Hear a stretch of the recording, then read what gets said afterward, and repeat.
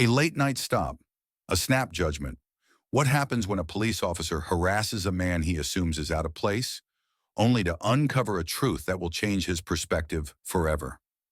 Mr. James Carter walked calmly through the quiet streets of the suburban neighborhood, the crisp night air a welcome reprieve after a long but fulfilling evening. Known for his innovative teaching methods and unwavering dedication to his students, James had recently been named National Teacher of the Year. The celebration held in his honor earlier that night had left him both proud and humbled, his plaque safely tucked under his arm as he headed home. The neighborhood was well kept and affluent, its tree-lined streets typically peaceful at this hour.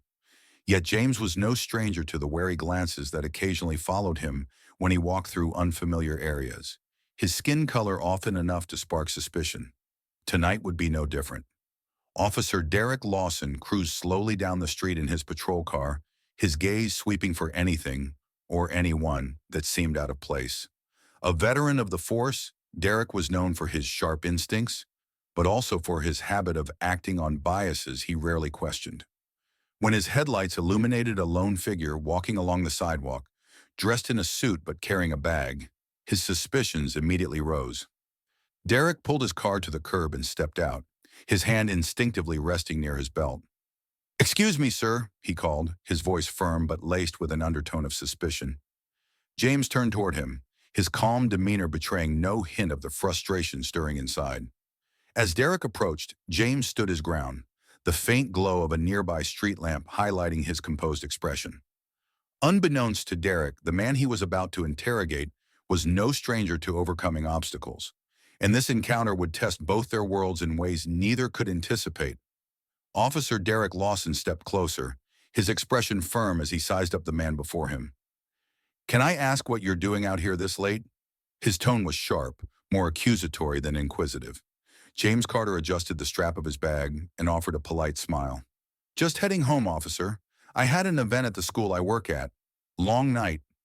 Derek's eyes narrowed, his skepticism clear. "School, huh? What kind of event keeps someone out this late?" James paused, his calm demeanor unwavering despite the simmering frustration inside. "A celebration, actually. I'm a teacher, and some colleagues and students honored me for an award I received." But Derek wasn't satisfied. He leaned in slightly, his voice growing sharper. "Do you have any ID? You don't exactly look like you belong around here." James raised an eyebrow at the comment, but his tone remained steady. "Of course," he replied, reaching into his pocket slowly and carefully. He retrieved his wallet and handed over his driver's license, the small act feeling heavier than it should have. Derek studied the ID, his brow furrowing as if he was searching for something to justify his suspicion. "This your address?" he asked, pointing at the card. "Yes, officer. I live just a few blocks from here," James replied, his voice measured. But Derek wasn't ready to let it go. "Mind if I take a look in your bag?" James hesitated, his frustration now bubbling beneath the surface. "It's just my work things. Papers, a book, my plaque from tonight. I'd prefer not to open it unless there's a valid reason." The refusal, however polite, seemed to ignite Derek's annoyance. "Are you refusing to comply?" Before James could respond, a passerby slowed down, their phone raised slightly as they began recording. A few others nearby stopped as well, their faces reflecting unease as the tension escalated. James glanced at the growing crowd, feeling the weight of their silent stares. He exhaled deeply and unzipped his bag, pulling out the plaque that bore his name and the words National Teacher of the Year. "This is what I have, officer," he said, his voice firm yet calm. "I'm a teacher, not a criminal." For a brief moment, Derek faltered, his eyes flicking to the plaque. But instead of stepping back, he doubled down. "Just doing my job," he muttered, as if justifying his behavior to himself as much as to the crowd. The tension was palpable, the air thick with unspoken truths. James stood tall, his composed demeanor a quiet defiance against the injustice unfolding. The growing crowd began murmuring, a mix of disapproval and curiosity. Phones captured every moment, ensuring this interaction would not go unnoticed. Derek handed back the ID and the plaque, his posture stiff. "All right, you're free to go," he said gruffly, as if offering a favor rather than admitting fault. James nodded, his expression unreadable. "Thank you, officer," he said, the weight of the moment settling on him as he walked away, leaving Derek to face the crowd and the silent judgment that followed him. The incident, though seemingly resolved, was far from over. For James, it was another reminder of the hurdles he faced despite his accomplishments. For Derek, the seeds of doubt had been planted, though whether they would grow remained to be seen. Derek's eyes darted between James and the growing number of bystanders. "Open your bag fully," he demanded, his voice sharper now. "This is for safety, just standard procedure." James hesitated for a brief moment, then carefully opened his bag wider. Inside were his teaching materials, a folder of lesson plans, a book about innovative teaching strategies, and the plaque from the evening's event. He placed them neatly on the hood of the patrol car, his movements deliberate and calm. "There you go, officer," James said evenly, keeping his voice composed. "Just papers and a book, nothing out of the ordinary." Derek rifled through the items with little care, his suspicion unfazed by the evidence, or lack thereof, before him. "Where exactly did you say you were coming from?" he asked, holding up the plaque with a slight sneer. "A banquet," James replied. "I was honored as National Teacher of the Year." "That's the plaque you're holding," Derek scoffed, lowering the award to the hood. "National Teacher of the Year? Sure you were." James tightened his jaw but remained composed. "You can verify it if you'd like," he said, a faint edge creeping into his otherwise calm tone. "It's not difficult to check." Meanwhile, a concerned resident emerged from her front porch across the street. Her face lit up in recognition as she called out, "Mr. Carter, is that you?"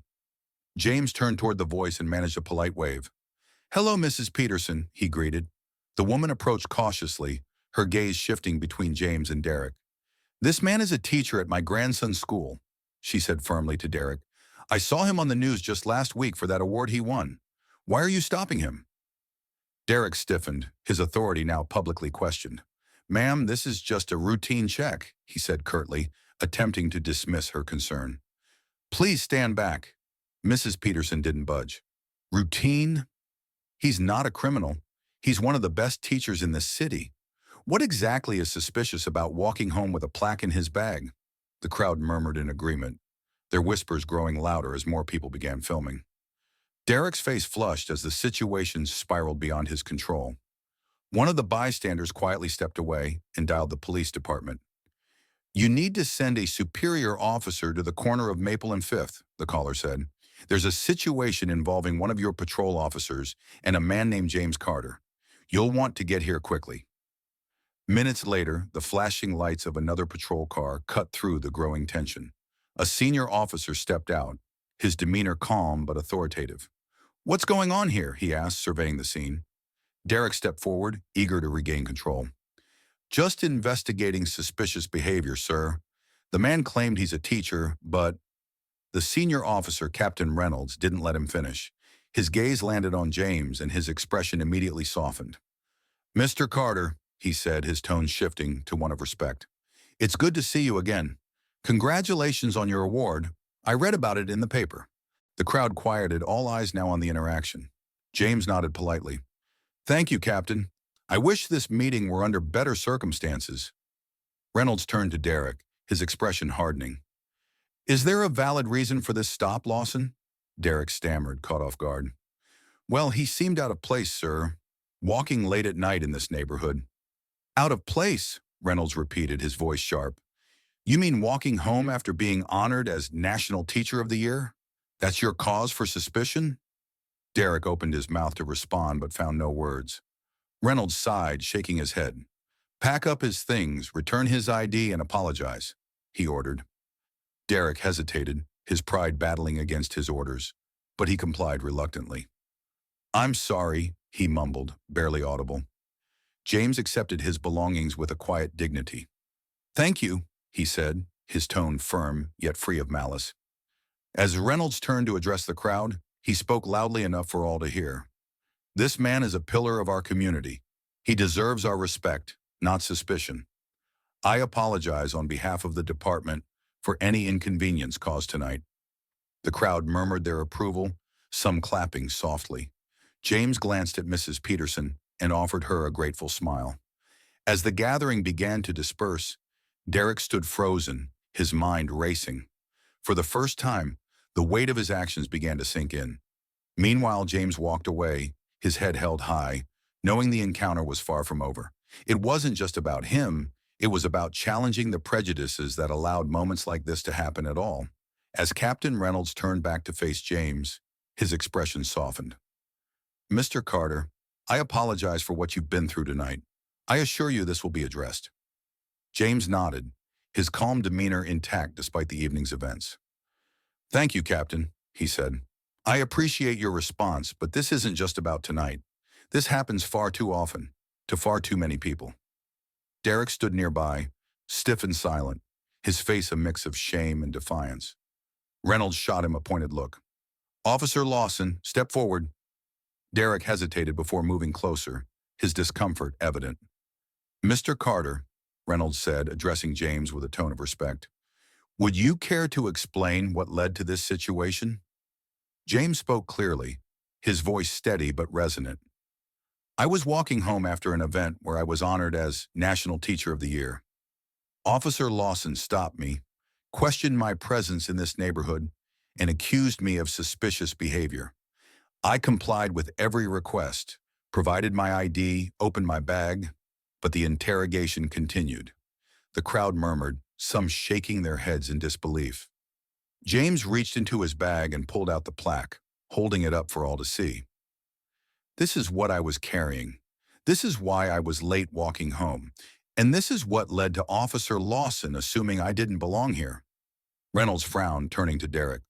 "Is this true?" Derek stammered, searching for words. I thought I was just doing my job, sir." Reynolds' expression hardened. "Your job is to serve and protect, not to harass and humiliate." The tension in the air was palpable as James took a step forward, addressing both Derek and the gathering crowd. "This isn't just about me," he began, his voice rising with quiet strength. "It's about a mindset that assumes someone doesn't belong based on how they look or where they're walking. I've worked hard my entire life, not just for my accomplishments, but to uplift others. Yet tonight, none of that mattered." The crowd listened intently, some nodding in agreement. Phones continued recording, capturing every word. James turned back to Derek. "I don't blame you entirely, Officer Lawson. Prejudice isn't born, it's learned. But you have the power to unlearn it. Tonight could be the start of something better, not just for you, but for everyone who saw this unfold." Derek's face flushed, his confidence crumbling under the weight of James's words. For the first time, he looked genuinely reflective, his rigid stance softening. Reynolds broke the silence. "Mr. Carter, you have my word this will be addressed at the highest level. And Officer Lawson," he said, his tone firm, "you'll be required to attend mandatory training to reevaluate your approach to policing." Derek nodded stiffly, his gaze falling to the ground. James shifted his attention to the crowd, his words now directed at the onlookers. "For those of you who recorded this, share it. Not to shame, but to educate.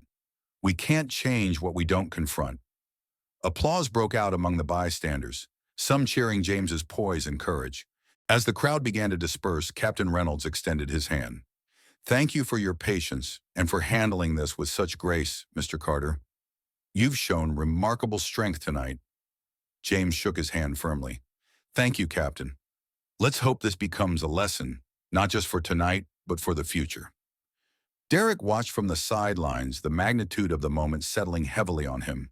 For the first time, he saw James not as a suspect, but as a man of integrity and wisdom, qualities Derek realized he lacked in that moment. As James walked away, his head held high, Derek remained rooted to the spot, replaying the night's events in his mind. What began as a routine stop had turned into a defining moment, not only for Derek, but for everyone who witnessed it. By the next morning, the video of the incident had gone viral, spreading rapidly across social media platforms. Clips of James's calm demeanor and powerful words during the confrontation were shared with captions like, "Grace in the face of bias," and "National Teacher of the Year teaches a powerful lesson on respect." News outlets picked up the story, focusing on the broader issues of racial profiling and the systemic challenges that led to such incidents. James's composed yet impactful response became a rallying point for advocates of equality and justice. At the police department, Derek's actions came under immediate scrutiny. The department issued a public statement apologizing to James and committing to review its training and policies. We acknowledge the seriousness of this incident and are taking steps to ensure such events do not happen again, the statement read. Derek was summoned to a disciplinary hearing. The footage of the incident was played before a panel of senior officers, including Captain Reynolds, who had witnessed the aftermath firsthand. "Officer Lawson," Reynolds began, his tone firm but measured, "your actions reflect poorly not only on yourself, but on this department as a whole. You failed to exercise the judgment and fairness required of your position." Derek sat quietly, the weight of his actions pressing down on him. He was ordered to attend mandatory bias training and issued a formal reprimand. Additionally, he was placed on probation and assigned to community outreach programs designed to rebuild trust between law enforcement and marginalized communities. Meanwhile, James's life changed in unexpected ways. The local community rallied around him, expressing their admiration for his strength and dignity. Parents at the school where he taught flooded the administration with letters of support, praising him not only as a teacher, but as a role model for their children. Invitations began pouring in for James to speak at events and conferences about resilience, equality, and the importance of education in dismantling prejudice. Though humbled by the attention, James remained focused on his primary passion, teaching. At the same time, the incident led to tangible changes in the police department. The department announced a new initiative focused on addressing implicit bias with input from community leaders and activists. James was invited to participate as an advisor, lending his perspective to the effort. The community's response to the viral video was overwhelmingly positive. Many shared their own stories of discrimination, finding courage in James's example. Local organizations began hosting forums and workshops to discuss ways to combat racial profiling and promote inclusivity. Derek, now attending his first bias training session, was forced to confront the depth of his prejudices. The training was uncomfortable and eye-opening, revealing the implicit biases that had shaped his interactions. Though reluctant at first, Derek began to recognize the harm caused by his assumptions and the necessity of change. One afternoon, Derek watched the viral video again, this time with a different lens. Seeing James's calm composure and hearing his words made Derek feel a mix of shame and determination. He resolved to not only complete the training, but to actively work on rebuilding trust with the community he served. For James, the viral moment became a platform to advocate for broader societal change. "This isn't just about me," he said during an interview with a national news outlet. "It's about creating a world where dignity and respect are the default, not the exception." The school community organized a special assembly to honor James, inviting students, parents, and local leaders to celebrate his achievements and contributions. James used the opportunity to emphasize the importance of education in challenging stereotypes and fostering understanding. As time went on, the police department's outreach programs began to show progress. Officers engaged in dialogue with community members, working to rebuild bridges that had been burned by incidents like the one involving Derek and James. Derek, now a part of these programs, found himself listening more than speaking, learning about the experiences of those he once judged unfairly. Slowly, he began to earn back the trust of some community members, though he knew the road to redemption would be long. James, on the other hand, continued to inspire those around him, not with grand gestures, but with his consistent dedication to his work and his unwavering belief in the power of kindness and understanding. By the end of the year, the incident had sparked significant changes, not just in the lives of Derek and James, but in the entire community. It became a reminder that even the most difficult moments could lead to growth and progress when met with courage and integrity. Months after the incident, Derek Lawson found himself reflecting deeply on the confrontation with James Carter. The bias training sessions had forced him to confront uncomfortable truths about his assumptions and behaviors. Determined to take accountability, Derek decided to reach out to James personally. One crisp autumn morning, Derek arrived at the school where James taught, requesting a brief meeting. James, ever gracious, agreed to meet him during his lunch break. "I owe you an apology, Mr. Carter. Derek began, his voice steady but filled with sincerity. That night, I let my biases dictate my actions, and I disrespected you in ways that were unacceptable. I've spent these past months learning and reflecting, and I want you to know I'm committed to changing, not just for myself, but for the community I serve. James listened intently, his expression calm but thoughtful. I appreciate you taking the time to say this, Officer Lawson, he replied. Change isn't easy, but recognizing the problem is the first step. What matters now is what you do moving forward. Derek nodded, relieved but aware that actions spoke louder than words. I've started working with community outreach programs, and I'm committed to building trust. It's a long road, but I want to be part of the solution. James extended his hand and Derek shook it firmly. We all have room to grow, James said.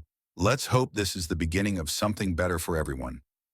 The story concluded with both men continuing on their respective journeys.